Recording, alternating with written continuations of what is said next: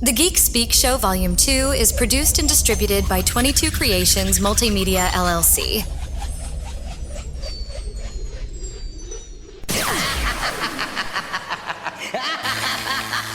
Well, look at you. You found one of the longest-running geek culture talk shows.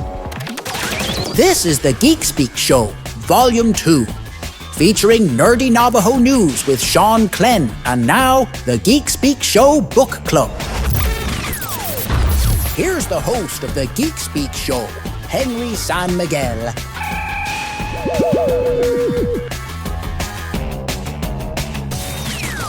Hey everybody, welcome to the Geek Speak Show. Now, if you're listening to me during your 4th of July celebrations or relaxations, thank you, really, for making the Geek Speak Show a part of your plans, whatever those plans may be. This is going to be a short and fun episode, so let's get to it. As I was getting ready for this episode, I started thinking back and realized that the 4th of July, the holiday, it's meant several things for me during my life. When I was younger, growing up in San Francisco, it meant hot dogs and fireworks all day long, because that's just what we did back then in San Francisco. I had a friend who I grew up with. We had a game where I think we would start last couple weeks in June, and we would count how many fireworks. You know, every time we heard a firework, no matter what it was, we would count. There's 1, 2, 3, all the way to 4th of July. We stopped counting on 4th of July because we'd go crazy. Obviously, there were more fireworks on 4th of July, so we stopped by then. But that was just something we did. That was fun. See, kids, if you ever wondered, well, how did you live without cell phone? That's how. We counted fireworks. Sounds boring, but, that's how we lived back then. But anyway, that's what the 4th of July meant to me when I was younger. For many years in my, even before, but especially in my early teens, through all of my adult life, 4th of July meant work. Because I was always at a radio station's 4th of July extravaganza, which meant a lot of fun for the listeners. It meant me on stage announcing musical acts and getting sunburned because I was right in the sun. The listeners sometimes had shade. I didn't always. And so I was just announcing musical acts all night until the fireworks. For most of this millennium, the 4th of July has meant either a concert and fireworks or barbecuing at home and watching neighborhood fireworks. Especially now that I live not too far from the happiest place on earth, it really means fireworks. Although I gotta say, the neighborhood that I live in now, the fireworks that they have, they give Disneyland a run for its money. Yeah, our neighbors are that cool. So we got a fireworks show on both sides. I'm saying is in our neighborhood, and then if you want to go to Disneyland, you got it there. Or we don't even have to go into Disneyland. We can just go there and you can watch them from the neighborhoods. I've discovered it's an Anaheim tradition.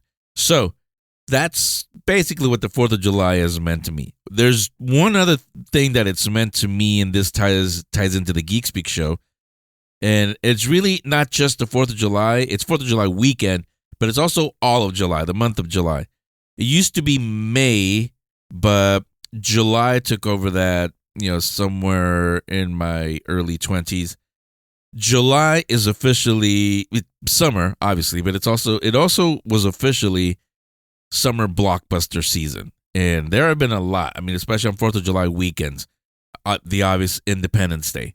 Not the day, but the movie, the Will Smith Independence Day movie.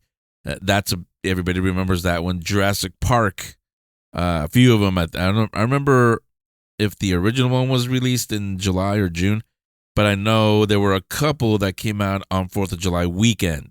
We have one right now as I'm recording this. It's a Jurassic Park 4th of July weekend. And there have been a lot of big movies. One movie that didn't come out in July or 4th of July, actually came out in June, was The Goonies. And I bring up The Goonies because I was thinking about, for this episode, well, what can I replay? What summer blockbuster have I talked about that if I replay the interview, it'll feel like summer for all the Geek Speak listeners. And the movie was The Goonies, because, like I said, it came out in June, not in July.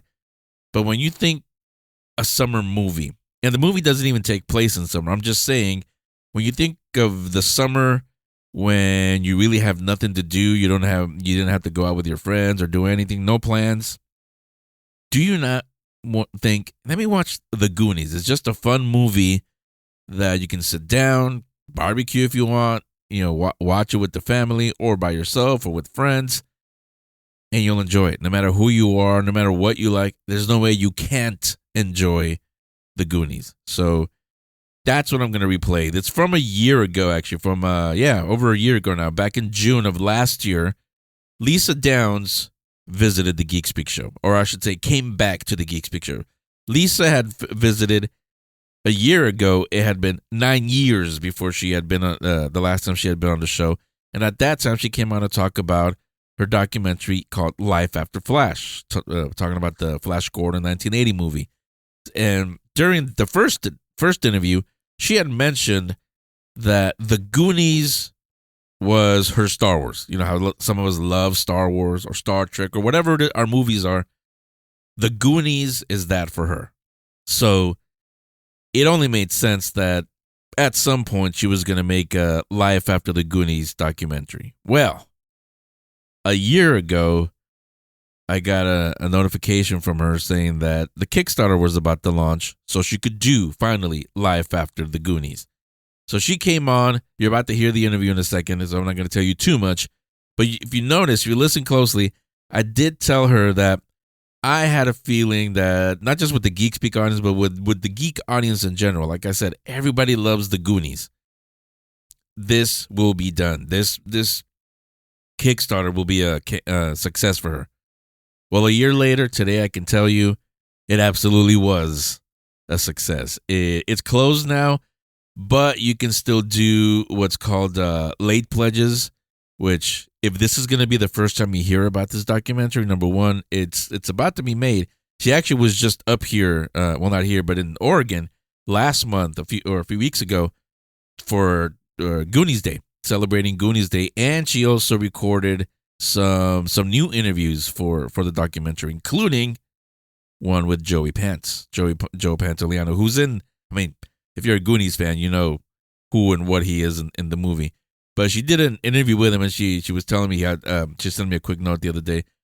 He's one of the nicest people, and she could have talked to him for hours and hours. She only talked to him for like 45, almost an hour, but she could have talked to him forever, she said. Really, really, really nice guy.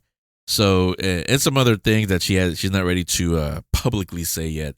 And she also has a surprise coming up. I don't know she didn't tell me what it was, but she said it's going to be a big surprise. So it's the Kickstarter's over, but you can still, after you hear this interview, you can still donate if you want it to really, really be good. So without further ados, let's officially on the Geek Speak Show start summer by not watching, but listening to a documentary about the Goonies. So here's Lisa Downs talking about Life After the Goonies. So back in 2015, I did an interview with filmmaker Lisa Downs. At that time, Lisa had just begun production on a documentary called Life After Flash. It's all about the 1980s Flash film, and more specifically what happened to Sam Jones after that film came out. Today, I invited Lisa back to the show because we're going to be going back to the 80s, specifically to 1985. Back to a time before websites, before social media, when hanging out with our friends actually meant hanging out with our friends, not FaceTiming or over some digital device. And every time we hung out with our friends, there was a possibility that time hanging out with the friends could turn into a search for buried treasure because you found the map in the attic. And you know what movie I'm talking about when I say that. Lisa just announced that the Kickstarter campaign just launched for Life After the Goonies. And yes, I have a link on the show description because I know you're all going to want to back this project that I know you want to own, not just watch. So again, all the links are on the show description for you. And also help me welcome Lisa back to the show. Welcome, Lisa. How you doing? Thank you. I'm good. I'm just hearing you say 2015 makes me realize how long I've been doing these films. Yeah. It doesn't seem that long, but it's really nice to chat again. Yeah, so, I mean, I know the answer to this first question, but I'm sure a lot of the listeners are probably wondering. So when did you start thinking about doing this documentary?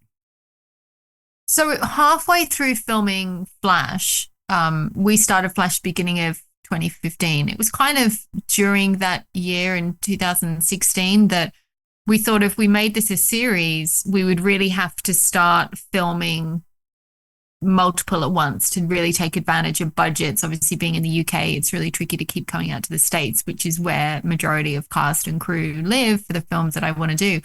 But when we decided to do a series, straight away, I was born in 82, so like the films that are going to be on my list, like Neverending Story, Goonies, Labyrinth, Dark Crystal, E.T., like the standard, incredible, iconic films of the 80s. And for me, of all the films, Goonies has been the most influential by far. I think it's even the reason that I wanted to get into film, because I didn't realize there was a crew. I just thought the only way to hang out with the Goonies and be a Goonie and go on the adventures was to be an actor. And then that way I could have these adventures. So from there, it kind of stemmed learning about the film industry because I wanted to be a Goonie. So as soon as we decided to do a series, I was like, I need to try and make this happen. And that is how long I've been trying to make this one happen. So does that mean you have at least an outline or a plan, or have you started any production on this one all those years ago to now?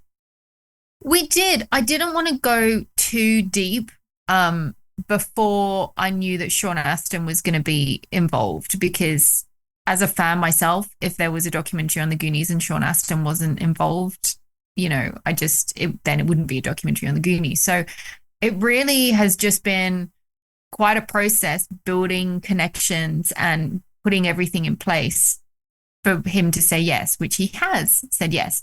But there were also some opportunities that I had that I just really couldn't say no to.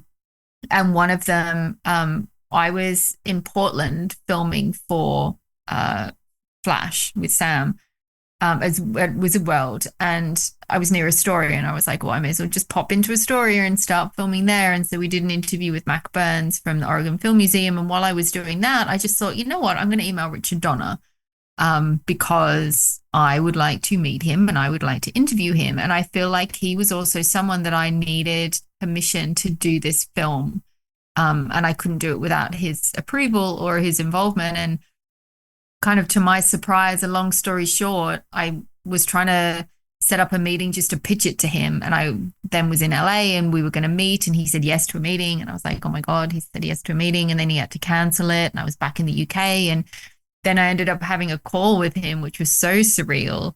And I was babbling on, pitching it to him. And I was like, oh, Mr. Donner. And he's like, call me Dick. And so we had this amazing phone call where I just pitched it to him. And all he said was, make it a good one. In that I can't do a deep voice, I have a high voice. And then I ended up in LA. He agreed to the interview. So I interviewed him for about 45 minutes in his office next to the original One-Eyed Willie, with all the clapperboards of all the films that he's done and the pirate ship behind him. And it was really special. And after that, when some Goonies would turn up to Comic-Cons, I went to San Antonio, especially because Sean Astin, Key, and Corey Feldman were there. So I filmed some bits there unofficially, in their panel. And then in Liverpool, Comic-Con just gone, Martha Plimpton and Kerry Green were doing a panel. So I filmed some of that. So I have been doing some filming for it, but I didn't want to go too far until I'd spoken to Sean. Yeah. Well, let me talk about Richard Donner, because especially now that he's no longer with us, it takes on him even more weight. And the fact that, and we were talking about that a little bit right before we started recording. I think maybe some of you listening may know, you can correct us if we're wrong. I think if you feature this interview, this is going to be the last thing that he did on film that we'll be able to see, right? It could be. We did that interview in 2017. So I haven't checked his IMDb, but obviously not long after lockdown happened. And so if it's not the last, it's definitely one of the last. Yeah.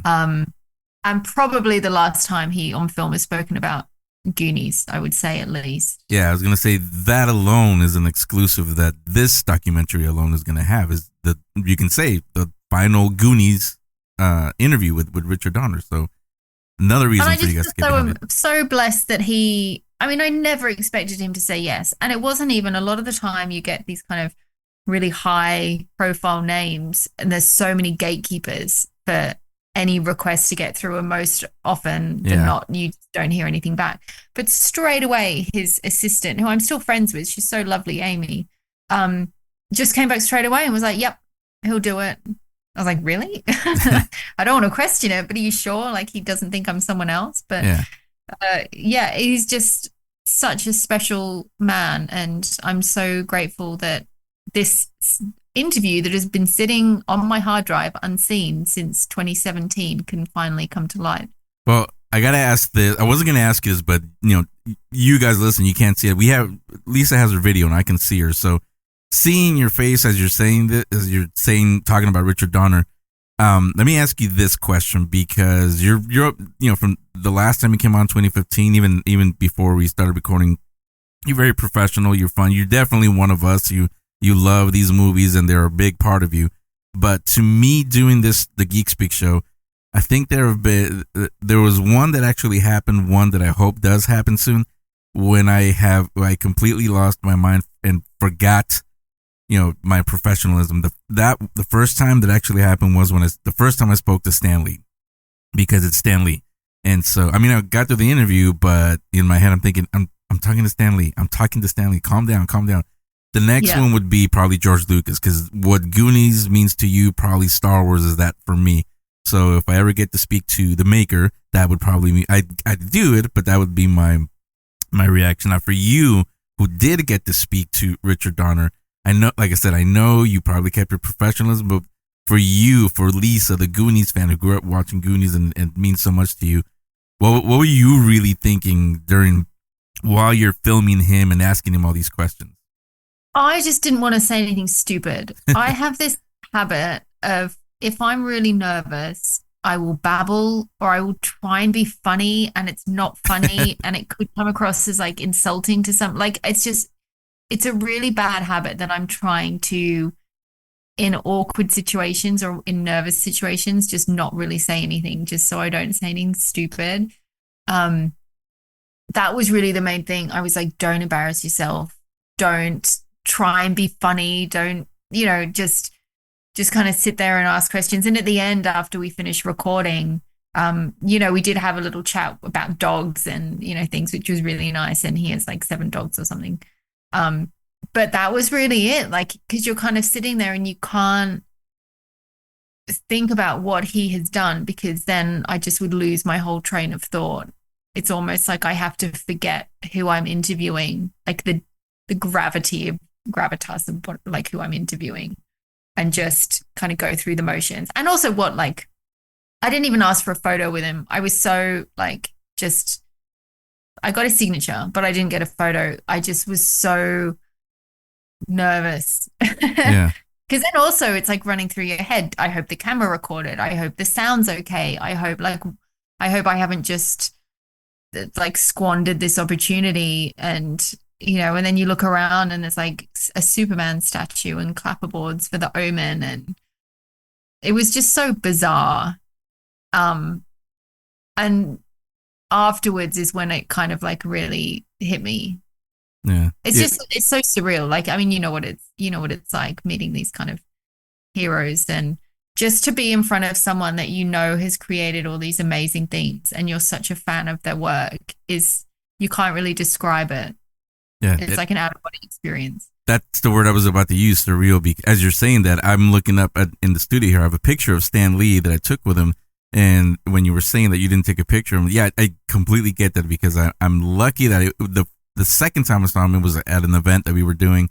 So other people took pictures, so I got that. But yeah, especially someone like Stan Lee and now Richard Donner, who, like I said, are no longer with us. If they're still living, then you regret, okay, I didn't take a picture. Next time we'll get a picture for sure. But now you can't.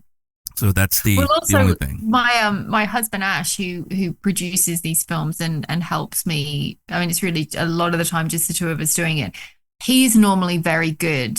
He knows that I am terrible at asking for photos because it's either I'm really awkward and I don't want to bother them, or I'll just forget because there's always so much going on. So he'll always like while I'm asking the questions, kind of sneak a few. Oh, I got a couple of pictures of you filming, like asking the questions. Don't worry. And he's normally my photographer, but he wasn't with me in LA. I had another camera operator for Richard Donner. So sadly, I don't have any photos, but I have his signature and the memories of sitting next to One-Eyed Willie. Yeah, the real one. I was gonna say the real one. Yeah. So and then also someone who is still with us, and I agree. If you're gonna do a documentary on the Goonies, Sean Astin, they all have to be in it, but definitely Sean Astin has to be a part of it, for sure. So there's no doubt. Yeah. I wouldn't do it if he said no at all. And that was kind of the whole pitch. Again, babbling. I was like, "Bleh." Well, talk about that story. How did you meet him? What did you tell him? No, so it's just been a long time coming. I mean, I even in around the time it was San Antonio Comic-Con where he was doing the panels and we had a mutual friend. So I was like, I'm going to come to San Antonio. This must have been like 2017. I don't think Flash was out. And I think I just interviewed Richard Donner. So it must have been around that time. And he kind of rocked in. Like my friend was like, I've texted him. You can meet him. He's happy to chat, although he's on Comic-Con time and all of that. And so I kind of met him for like 30 seconds at 1 a.m. And I was trying to be nice. He's like, no, we can sit and talk about it now. I said, no, you just come in, like, it's 1 a.m. and take opportunities when you can, because I didn't see him for the whole time I was in San Antonio. I didn't get a chance to talk to him, although I do stand that I feel like everything happens for a reason and timing is everything. So it wouldn't have been right to do it back then. And it had just been that, the pandemic and then all the strikes, and there was just always things going on that I didn't know how to really get through to him. And Mark Marshall, the production assistant, had been kindly, occasionally sending emails on my behalf to him, but he says, he doesn't always get back, and so I don't know what he's thinking or what I'm doing. And then I saw that he was last month at Liverpool Comic-Con. So I thought, you know what, I'm just going to go up. I'm going to go up on my own with a wing and a prayer. I said to Mark Marshall, can you please email him and say this random girl that you haven't really ever met before, or you won't remember, is going to come up to Liverpool, and please, just give her 5 minutes. So I knew that Mark had emailed, but I didn't know anything else. So I just kind of booked a hotel. It's a 6-hour drive from here. And then I was talking to Tammy Stronach, the childlike empress from Neverending Story. Obviously, I've just finished Life After the Neverending Story, and her and I became really good friends as a result. And it just so happened that Sean Astin, and this is also a plug for anyone in America who is listening to this, Tammy's new film, Man and Witch. Tickets are on sale now, and it's by Fathom Events, and it's July 28 and 30 in America. Please pre-buy tickets. But Sean Astin is the voice of one of the Jim Henson puppets in the film. So I said to Tammy I was going to Liverpool. She was like, well, I'll come because then I can talk to Sean about the film. And I was like, well, that would be perfect because then you can be my wing lady to try and get 5 minutes with him. And it was really just hanging out with Tammy for that weekend. I managed to be in the green room, and a great example of me trying not to say anything because I might say something stupid. I had lunch with Tammy in the green room, and I turned around and she was sitting with Martha Plimpton and Kerry Green. And I was like, oh my God, now I'm going to sit with two Goonies for lunch.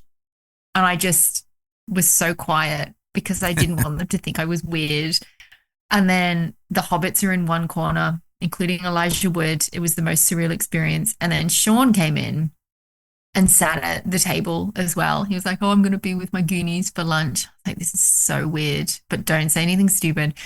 And then anyway, everyone kind of left, and then Sean started to leave to go over to the table. And I just grabbed him. I was like, Sean, this is what I'm doing. I've got Richard Donner. Mark Marshall probably emailed you.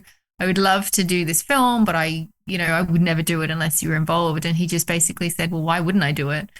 And gave me his mobile, and I was texting, and my hands were shaking so hard, and I was trying not to let them shake. And then I texted him afterwards, and he was like, absolutely, I'll be involved. And then I thought, well, why wait? Goonies Day is coming up. Bayman, the owner of the Goonies house, is so wonderful, and he's so supportive, and everything was just really falling into place. And I had been told that if Sean is involved, then everything will kind of snowball from that. So that was how it all kind of worked. I just don't think if I had been successful talking to him in 2017, it would have been anything like it will now. And I'm just really excited for how everything's working out for it. And he's so lovely. And, I'm just so grateful that he said yes, he'd be involved.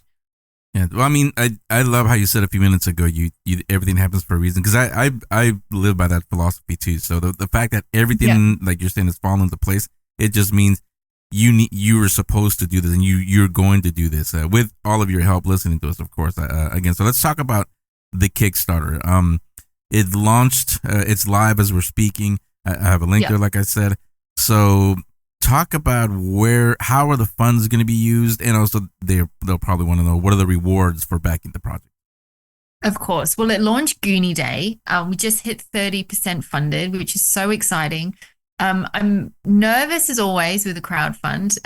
There's always a lot of pressure, and it's asking more than what I have in the past. But in the past, if you ask for little bits here and there, it just takes so much longer to make the film, because yes, it'll get you the next international trip and, a couple of weeks of shooting, but then you're kind of back to square one. So I thought, you know what, for something like Goonies, there's such a strong fan base. I really need to ask for an amount that will realistically allow me to get this out for next year. And I can just go and I can film, and I don't have to worry about where the next filming block is going to happen or where the funding's coming from. So it's really exciting. The funds always are just used direct for the promotion, the production. So 10% straight off goes to fees, Kickstarter and credit card fees. And then it's just filming, international filming. A lot of the camera is done by myself and Ash, and, we don't pay ourselves. So it's always to do with like logistical stuff, hotels, car hire, all of that. There's always a lot of costs that people don't realize, little things like the hard drives, or then the post-production with audio mixes and composing and the Blu-ray production and all of these costs beyond the filming. But it would just mean that we can go out and film and have this amazing content and get to all the fans, get to all the cast and crew without having to worry that it's going to take 5 years, which is what Flash took. So anyone that wants to support the crowdfund, I would be so grateful. We've been really lucky with the rewards. Beyond the Blu-ray, we do the Blu-ray and then also the collector bundle where you get a little bit extra. We're doing a VHS release. You can be associate producer, and that's like your name in the opening credits, end credits, IMDb, the poster. Same with the executive producer credit.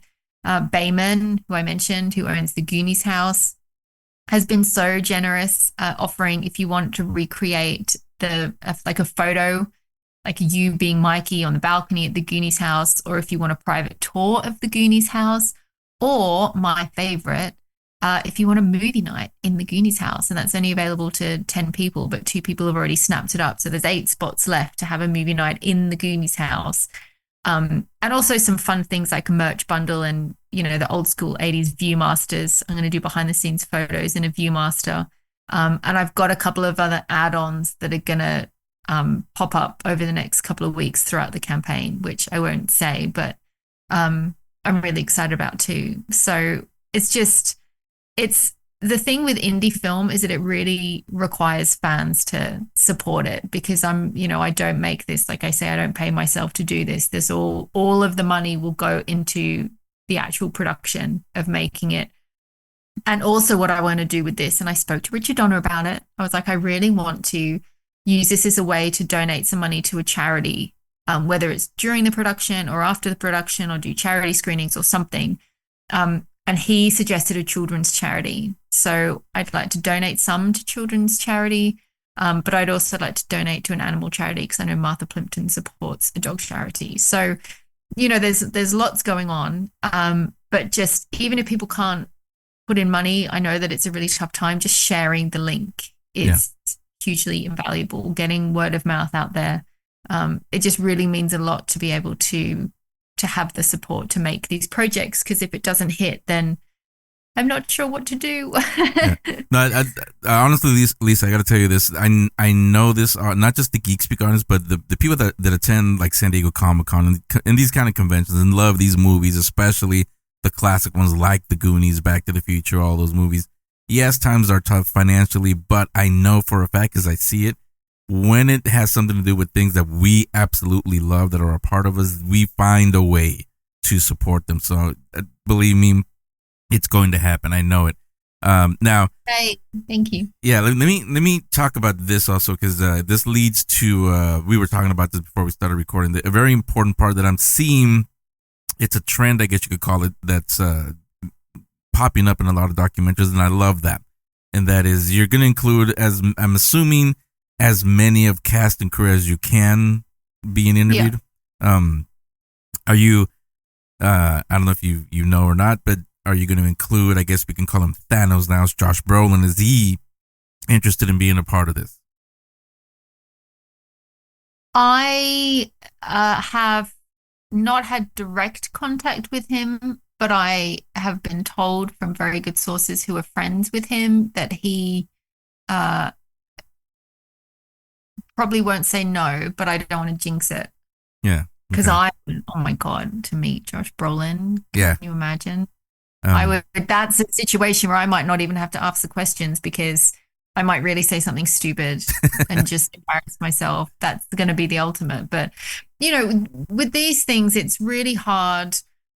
Not everyone is going to say yes. I get it. I always try my best to make sure I reach out to everyone. With Flash, we didn't have Timothy Dalton or Max von Sydow. And all the time I still get questions now, like, did you not think about getting Timothy Dalton? Didn't you ask him? So I know that I'm not going to get everyone, but I definitely try my hardest I reach out to everyone. And then even if there's a no to start with, I reach out again from a different angle. But I feel good about being able to get a lot of the cast and crew. Yeah. Yeah. And I think the fans understand that also. A few weeks ago, I also had another documentary on Lost, the TV show Lost, and they're shooting for this September. And they talked about Taylor. that. Yeah. No, they're not getting everybody. They're not getting the entire cast. It's impossible to get everybody, because even if people want to do it, schedules might not happen. Alan Silvestri for Life After The Navigator said yes. And I just then, he was scoring Marvel, because, why would he then give me 20 minutes when he's got a deadline for like Endgame or whatever he was doing? So it's really hard to get everyone, but you hope for the best. Yeah, he was working on this little independent movie, Endgame. I think it did okay. Maybe you guys have heard of it. Okay, I think I've heard of it. You know, it's just low budget indie film, but but I was asking you about. I'm excited to see the Lost documentary. I was actually messaging Taylor, and I think he's in the Oregon area, and so I asked him to be in Goonies. Yeah. No, but I was gonna say, I'm asking you about who's going to be in it, the actors, but because we were talking about this, you're also going to feature somebody who is very important to the film, and they're not in the film or involved directly, and that was a fan. So talk a little bit about how you're going to feature the Goonies fans in this documentary. I just, as a fan myself, like we were kind of saying before, I know how important films are to people, and fans have their own personal connection to the film, but I think it's just so special when fans can have this kind of extra layer of being able to publicly share their love of the film with others beyond just Instagram or Facebook, and to be in something that is what I hope to be like the definitive documentary of the Goonies. You're almost part of the legacy of the original film as well. And I like to always say these films are made by fans, with the fans, for the fans, because it really is such a collaborative effort on so many parts. And I just think there is some really, really amazing Goonie fans out there who have amazing stories and amazing collections. And, I think they're just as worthy of being part of the documentary as, Josh Brolin or Sean Astin. And, collectively, it's like one big Goonie family. So it's really important for me to be sharing their stories and going out to, like, not even remote interviews, actually taking the time to travel to these homes of these fans and really get to know them and share their stories. Yeah, and like I said, I'm glad you're including them because, yeah, I mean, Taylor's doing that for the Lost documentary. For that one especially, and we talked about it when he came on the show, the TV show Lost, you can really look at it as the beginning of all of these online fan groups and everything we see today. It really began in earnest with Lost. So it is very important to include them because they are a big part of and with Goonies, even though there was no internet back then or anything like that. But because, and the actors, I've seen them at panels, at conventions, they say that this movie is still alive, continues to be alive through generations because of the fans when they watch it with their kids and kids. So yeah, they are very important. So like I said, I'm glad that you're including them. Now for you, Lisa, I think we get it. This whole interview, this whole time we've been talking, but let me wrap up with this. You tell me, not the filmmaker, but to you, what does the movie The Goonies, what does it mean to you? Such a loaded question. I mean, The Goonies is one of the first films that I remember ever seeing. I've never seen it in the cinema, by the way. I would love to. My mum recorded it on a VHS off the television and did her very best, bless her, to cut out the ads. So sometimes like the beginning or the end of like the ad breaks would be cut off because she didn't time it right. But it is pretty much the first film I remember ever seeing. And I would spend my childhood going out into my garden and collecting pebbles and painting them with nail polish and then gel polish to make them shiny and pretend like I had my own gems. And, I just grew up wanting to be a Goonie. And I've been thinking about it over the past few years. And I think Goonies is really the real reason that I got into film, because I didn't realize as a kid, I wasn't aware that people made films. I didn't have a concept of there would be a crew standing there behind the camera, but I knew of actors, and I thought, well, the only way that I can go and be a Goonie and have these adventures is to be an actor. So that must be what I need to do to be another Goonie. And that was the only thing I could think of. And so as a little kid, I was just obsessed with the idea of being in the movies so I could be a Goonie. And then later on, obviously, I came to learn that people made them. And then that's how it all started behind the camera. But it was essentially the film, like the earliest memory of watching movies, and helped shape my career. So it's just, it's just such a special movie, like a whole visceral experience of nostalgia, like wrapped in one VHS taped off the television. I still can't believe that I just heard you say you haven't seen it on a big screen. I haven't seen it on a big screen because when I was little, I grew up with just VHS my mum had recorded off the television. So I'm pretty sure, and I'm always envious of people who really remember their first movie experience. I'm pretty sure Jurassic Park was my first cinema experience in 93. The one that I really remember the most was The Lion King, because I had a crush on Jonathan Taylor Thomas and I was like, wow, he sings. He didn't, but I didn't realize that. So I went to see it 2 days in a row. So that's like my first major memory of being in the cinema. But I don't remember, that era. I was 3 when it came out, so I wouldn't have gone to the cinema. So I just grew up with them on VHS. So I would love to see it on the big screen. I think it would be a really special experience. Well, and I'm glad that it hasn't happened until now, because when I do see it, that can be a memory that I really take in and get to appreciate the first time I saw it experience. I was going to say, I don't know, because Lisa's in the UK. She's across the pond, as we say. But over here in America, this new trend that I saw, it started actually at the beginning of this year. A lot of these movies are having anniversaries and they're coming back to the theater. So a lot of people that didn't get a chance to see it, like you, they're finally getting their chance to experience it like their parents or grandparents did in the movie theater, with the sound, with the crowd especially, because that's part of the experience, the crowd cheering, laughing along. Yeah.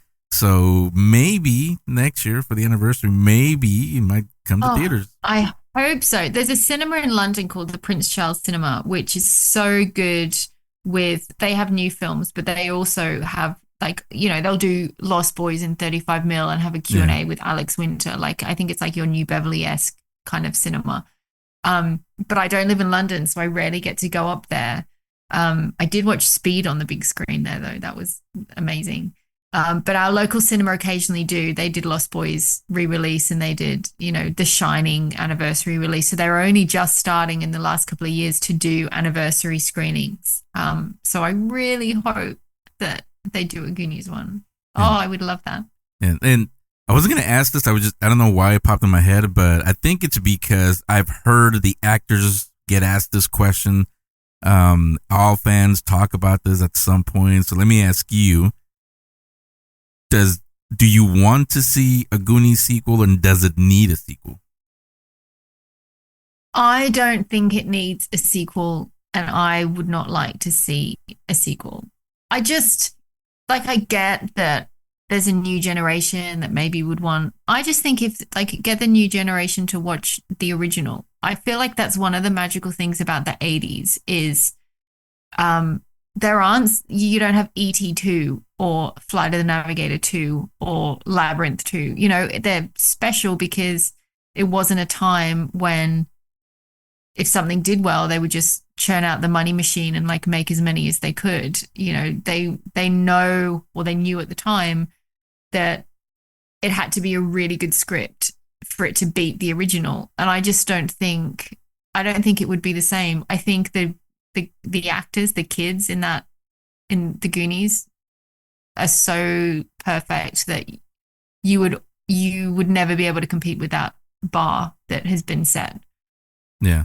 If you want to expose kids to the new generation, just get them to watch the original. I don't think it should ever be remade. I agree. I mean, and like you're talking about just films.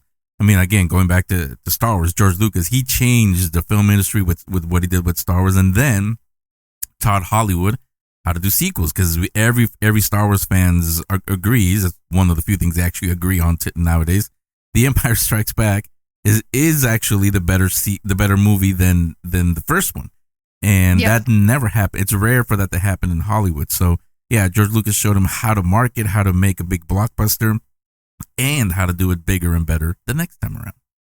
But he wrote it knowing, like, he knew what he wanted to do with it. It's not like the first one was a surprise hit and he went, oh, I might do it. Like, I think they worked because he knew from the outset what he wanted to be. Whereas now it feels like, oh, something's suddenly a surprise hit. Let's just churn out something where maybe the original took like 10 years to really perfect the script or really, get it right. And it was a lot of love gone into it. The second one is just a money-making machine, and it doesn't have that care that the original had. Never Ending Story is a great example. Yeah. Like, I've never seen the second or third ones, nor do I want to.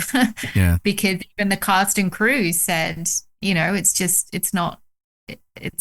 doesn't have the magic of what the book is about or what the first one is about. And sometimes, a few people forgot about the Neverending Story until they heard the song on Stranger Things, and then it's like, hey, what is this all about? Let's go watch it. So a whole new generation was introduced to it. Yes, but they can go and watch the original. That's the wonderful thing about it. They don't need a remake. They hear the song on Stranger Things and they go, what's that song? They'll Spotify Lamal, and then they'll be like, what is this from?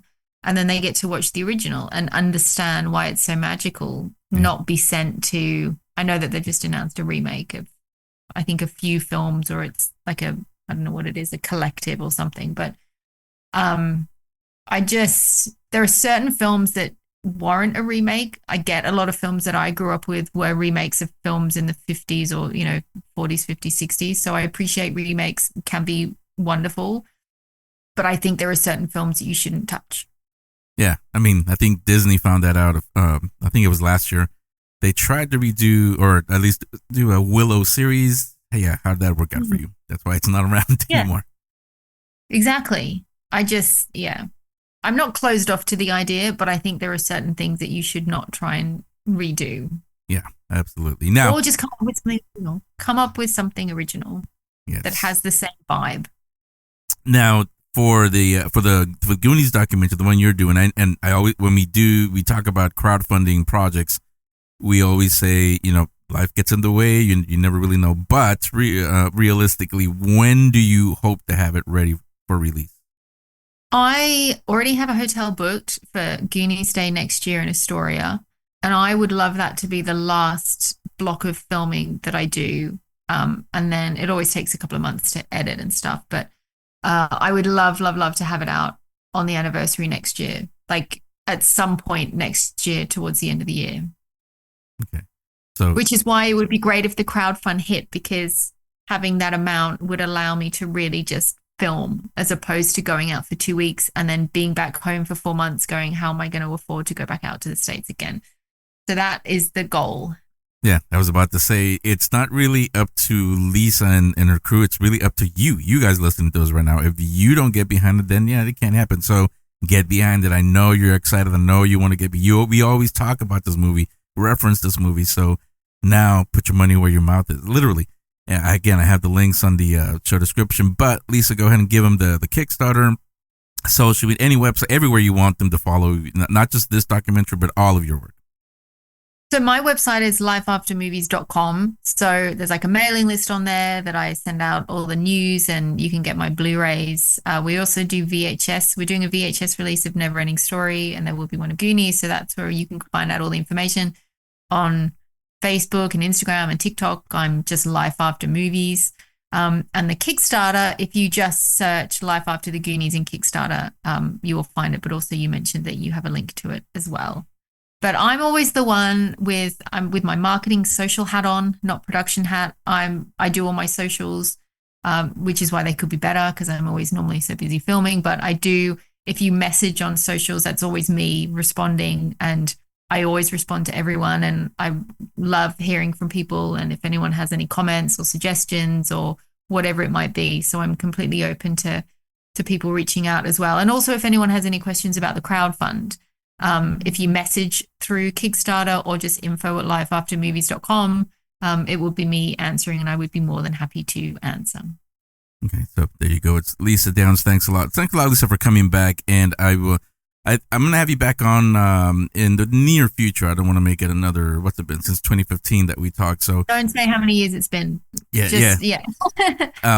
No, but I'll have you back on, not just to talk about the documentary, but as you can hear, Lisa's definitely one of us. So we've been doing the, as you see on the logo, there's Volume 2.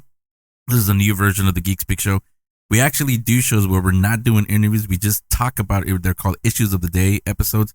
We just talk about the stuff that's going on. Like last week we did when we were talking about AI, because a lot of CEOs, studio CEOs, they came out, including Bob Iger, came out and said, yes, we are going to use AI to create movies and TV shows in the future. As you can imagine, we had a lot to say about that. So we'll definitely have you back on for one of those episodes, because I'm sure the audience will want to hear what you have to say about that. Well, I'm not a fan of AI, so I will gladly come on and talk about it. Yeah, so again, I have everything linked up in the show description. Lisa, thanks a lot. Best of luck with this, and we will definitely get behind it, and we will talk to you soon. Thank you. It's been a pleasure. Camcorders, VCRs, TVs. It's Circuit City's. Remember those Saturday morning commercials in between our cartoons? Think of this quick break the same way. Here's some awesome commercials for you. You gotta bring your own cereal, though. Attention fans of horror and paranormal media. I invite you to pick up and read a copy of Eerie Expeditions magazine. You won't find interviews with paranormal TV celebrities or a retelling of the same old, "this place has been haunted for years" type of stories. Eerie Expeditions magazine is filled with articles about real people dealing with real hauntings. Founded and edited by author C.L. Thomas, Eerie Expeditions is your start to a supernatural frontier.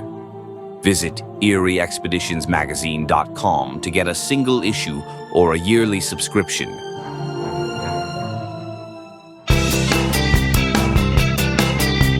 In case you missed it, the Geek Speak Expo has been rescheduled to the fall of 2026.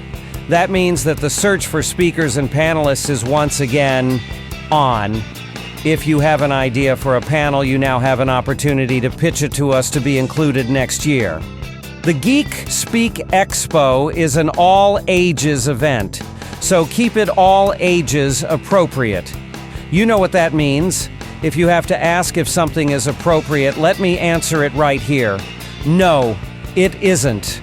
We are hoping to feature panels highlighting independent films and filmmakers, books including comics and graphic novels, cosplay, gaming, video, RPG, and card games, and anything else that would interest a geek audience.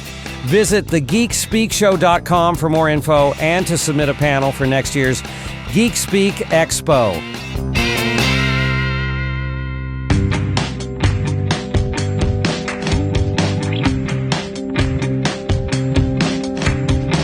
Okay, let's get back to more of the Geek Speak Show, Volume 2. Here's Henry San Miguel.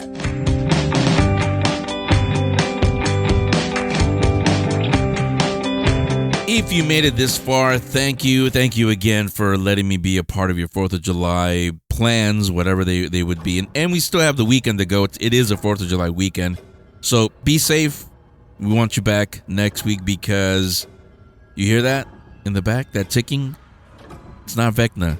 It's a countdown to the countdown, meaning the countdown to Comic-Con episode. If you're new to the Geek Speak Show, welcome. Hope you enjoyed this. It's not always replays. We usually have original interviews, but, this being 4th of July weekend, not everybody was available. But one big thing we do is, obviously, San Diego Comic-Con. If you've been there or haven't been there, it's basically the Super Bowl for geeks. You literally do have something for everyone at San Diego Comic-Con. From the huge Marvel panels and Disney panels and Paramount and all the big panels in Hall H, Ballroom 20, all of those, to the smaller independent titles, a film festival. There's all kind of things going on in San Diego Comic-Con, cosplaying, literally something for everybody. So you understand why a lot of people consider it the Super Bowl for geeks. And that's coming up later this month. If you're new, we do an annual Countdown to Comic-Con episode. It's released either that Monday or preview night, that morning of preview night.